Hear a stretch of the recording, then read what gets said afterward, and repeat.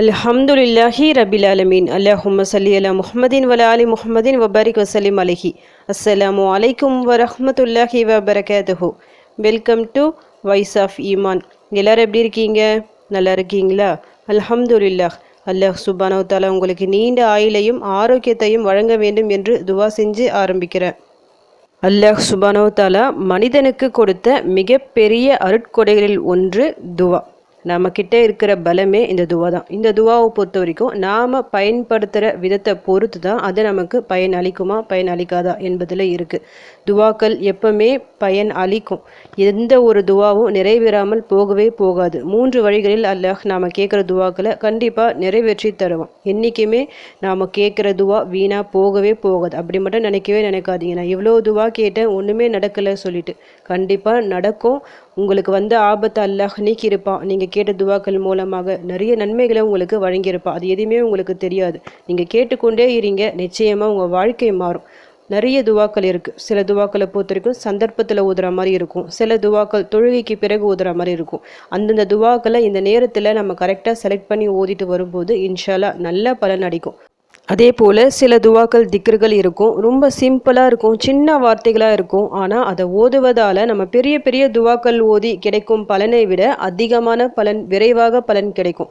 அது போன்ற ஒரு 3 திக்ர்களை இன்றைக்கி நான் சொல்ல போகிறேன். மிக மிக சிறந்த திக்ர்கள்.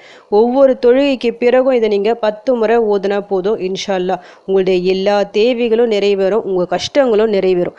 நபி ஸல்லல்லாஹு அலைஹி வஸல்லம் அவர்களிடம் சஹாபாக்கள் கேட்குறாங்க, இறை தூதர் அவர்களே, வசதி படைச்சவங்க அந்தஸ்துகளையும் சொர்க்கத்தில் நிலையான இன்பங்களையும் தட்டி கொண்டு போயிடுறாங்க அப்படின்னு கேட்கும்போது நபி ஸல்லல்லாஹு அலைஹி வஸல்லம் அவங்க கேட்குறாங்க, எப்படி அப்படி சொல்கிறாங்க. அதுக்கு அவங்க என்ன சொல்கிறாங்கன்னா, நாங்கள் தொழுற மாதிரி தான் வசதி இருக்கிறவங்களும் தொழுகிறாங்க. நாங்கள் அறவழியில் போரிடுவது போன்று தான் அவங்களும் போரிடுகின்றனர். ஆனால் அதிகப்படியான செல்வங்களை நல்வழியில், அதாவது தர்மமாக செலவு பண்ணி இன்னும் அதிகமாக நன்மைகளை அவங்க வாங்கிடுறாங்க. எங்களால் அது முடியலையே, எங்ககிட்ட காசு இல்லை, தர்மம் செய்ய காசு இல்லை. அதே போல் ஹஜ்ஜி உம்ரா இது மாதிரி செய்யறதுக்குலாம் எங்ககிட்ட பணம் இல்லை, எங்களால் அந்த நன்மையை அடைய முடியாதே அப்படின்னு சொல்லும்போது நபி ஸல்லல்லாஹு அலைஹி வஸல்லம் அவங்க சொல்கிறாங்க, என்ன சொல்கிறாங்க, நான் உங்களுக்கு ஒரு விஷயத்த சொல்கிறேன், இதை மட்டும் நீங்கள் சரியாக செஞ்சுட்டு வந்தால் உங்களுக்கு பின்னாடி சமுதாயம் வரும் பார்த்தீங்களா, அவங்களால கூட உங்களை எட்டி பிடிக்க முடியாது நன்மையால். ஒன்று உங்களை எட்டி பிடிக்கணும்னா இதே நன்மையை அவங்க செஞ்சு இருக்கணும். அப்படி செஞ்சாதான் நீங்கள் செஞ்ச நன்மையை அவங்களால பிடிக்க முடியும் சொல்லிட்டு ஒரு 3 திக்ர்களை சொல்லித்தராங்க.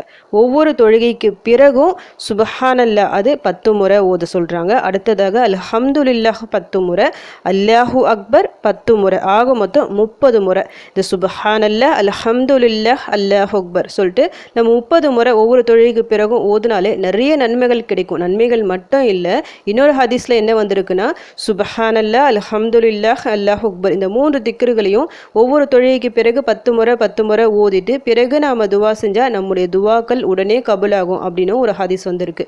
இந்த திக்ர்கள் சம்பந்தமாக ஏராளமான ஹதீஸ்கள் வந்திருக்கு. இன்னொரு ஹதீஸில் நபி ஸல்லல்லாஹு அலைஹி வஸல்லம் அவங்க என்ன சொல்கிறாங்கன்னா, சுபஹானல்லா 33 முறை, அல்ஹம்துலில்லாஹ் 33 முறை, அல்லாஹு அக்பர் 34 முறை. அதே போல் சுபஹானல்லா 10, அல்ஹம்துலில்லா 10, அல்லாஹு அக்பர் 10 முறை. இந்த 3 திக்ர்களையும் ஒவ்வொரு தொழுகைக்கு பிறகு ஓதுறோம். அதே போல் நைட்டு தூங்குவதற்கு முன்னாடி ஓதுறோம். அப்படி செஞ்சால் சொர்க்கம் அவங்களுக்கு கண்டிப்பாக கிடைக்கும் அப்படின்னு சொல்கிறாங்க. ஆனால் இது செய்வது அவ்வளவு சுலபமாக காரியம் இல்லை அப்படி சொல்கிறாங்க. சஹாபாக்கள் சொல்கிறாங்க, ரொம்ப சுலபமான காரியம் தானே, ஈஸியாக அதை சொல்லிடலாமல் எப்படி சொல்ல முடியாது அப்படின்னு கேட்கும்போது, ஷைத்தான் அவ்வளோ சீக்கிரம் சொல்ல விட மாட்டான். தொழுகைக்கு பிறகு மறதியை கொடுத்துருவான். அதை சொல்ல விடாமல் அப்படியே எழுந்து போக வச்சுருவான். அதே போல் நைட்டு சொல்லணும் நம்ம நினைக்கும் போது தூக்கத்தை கொடுத்து நமக்கு சொல்ல விடாமல் தடுத்துடுவான். ஏன்னா இது அந்த அளவுக்கு நல்ல ஒரு அமல். இந்த அமலை அவ்வளவு சீக்கிரம் கண்டிப்பாக ஷைத்தான் செய்ய விட மாட்டான் அப்படின்னு சொல்கிறாங்க. இன்னும் ஏராளமான ஹதீஸ்கள் இருக்குது. இன்னும் லா இலாஹா இல்லல்லாஹ் இந்த ஒரு திக்ரை நாம் சேர்த்து கொள்ளலாம். சுபஹானல்லாஹ், அல்ஹம்துலில்லாஹ், அல்லாஹு அக்பருக்கு பதிலாக லா இலாஹா இல்லல்லாஹ் இதையும் தொழுகைக்கு பிறகு நாம் ஓதி வரலாம். ஆக மொத்தம் இந்த 4 திக்ர்களுக்கு நிறைய சிறப்புகள் இருக்குது. நிறைய பேர் என்ன செய்வாங்க, தொழுவாங்க, 5 வேளை தொழுவாங்க. ஆனால் தொழுதுட்ட பிறகு துவாக்கள் ஓத அவங்களுக்கு டைம் இருக்காது. வேலை பலு காரணமாக அவங்க அப்படியே ஏஞ்சி போயிடுவாங்க. ஆனால் நிறைய தேவைகள் அவங்களுக்கு இருக்கும், உட்காந்து அமல்கள் செய்யணும்னு சொல்லிட்டு அவங்களுக்கு ஆசை இருக்கும். ஆனால் டைம் இருக்காது. அப்படிப்பட்டவங்க தொழுகையில் நீங்கள் தொழுறீங்கள, தொழுது முடித்த உடனே சுபஹானல்லா, அல்ஹம்துலில்லாஹ், அல்லாஹு அக்பர் 10 முறை சொன்னால் உங்களுக்கு ஒரு நிமிஷமே அதிகம்தான். ஈஸியாக நம்ம சொல்லிட்டு போயிடலாம். அப்படி நீங்கள் சொன்னாலே உங்கள் தேவைகள் எல்லாத்தையும் அல்லாஹ் நிறைவேற்றி தருவான். அப்படியே அதே அமர்வில் உட்காந்து சொல்லணும், யார்கிட்டையும் பேசாமல்.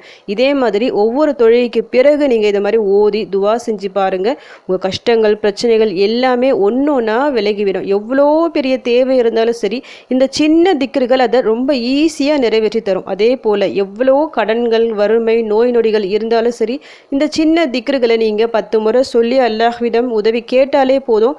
அல்லாஹ்வின் உதவி உங்களுக்கு உடனடியாக வந்தடையும். எதற்காக அல்லாஹ் சுப்ஹானஹு வ தஆலா இந்த திக்ருகளுக்கு இந்த அளவுக்கு சிறப்புகள் தந்துள்ளான் என்றால், அல்லாஹ்விற்கு பிடிச்ச திக்ருகள், அல்லாஹ்வை புகழக்கூடிய வார்த்தைகளிலேயே பிடிச்ச ஒரு வார்த்தை, அதிகப்படியான ஒரு வார்த்தைனா இந்த 4 வார்த்தை தான். இந்த 4 வார்த்தைகள் மிக மிக சிறப்பான வார்த்தைகள். அல்லாஹ்விற்கு மட்டும் பிடிச்ச வார்த்தைகள் இல்லை, இது நபி ஸல்லல்லாஹு அலைஹி வஸல்லம் அவர்களுக்கும் மிக மிக பிடித்த வார்த்தைகள். அல்லாஹ்வே நீங்கள் புகழணும், நிறைய துவாக்கள் தெரியாது அப்படின்னா உங்களுக்கு நினச்சா இந்த 4 திக்ருகளை நீங்கள் ரிப்பீட்டடாக சொல்லிக்கிட்டே இருந்தால் போதும். நீங்கள் வேலை செய்யும் போது எல்லா நிலையிலும் நீங்கள் சொல்லலாம். இது சொல்லிக்கொண்டே இருந்தாலே போதும், எல்லா நன்மைகளும் உங்களை வந்தடையும். அதே போல் ஒவ்வொரு தொழுகைக்கு பிறகு டைம் இல்லை சொல்லிட்டு அப்படியே எழுந்திருக்காதீங்க. அட்லீஸ்ட் இந்த ஒரு திக்ரை, இந்த 3 திக்ரை ஒரு 10 முறை ஓதிட்டு துவா செஞ்சுக்கிங்க. ஒவ்வொரு தேவை, அதாவது 5 வேளை தொழுகை இருக்குது, மொத்தமாக உங்களுக்கு துவா கேட்க முடியலனாலும் 5 வேளை தொழுகையில் 5 துவாக்கள் சொல்லிட்டு பிரித்து வச்சுக்கிங்க. ஒவ்வொரு வேளை தொழுகைக்கு பிறகு இந்த தேவை கேட்கணும்னு சொல்லிட்டு அந்த தேவையை மட்டும் ரிப்பீட்டடாக திருப்பி கேளுங்க. இன்ஷா அல்லாஹ் கூடிய சீக்கிரம் உங்கள் தேவைகள் ஒன்று ஒன்றா நிறைவேறும். ரொம்ப சிரமமான காரியம் இல்லை, நிறைய டைமும் எடுக்காது. ஆனால் ஒரு விஷயம் இருக்குது, ஷைத்தான் அவ்வளோ சீக்கிரம் இதை சொல்ல விட மாட்டான். நீங்கள் தான் கொஞ்சம் முயற்சி செய்யணும்.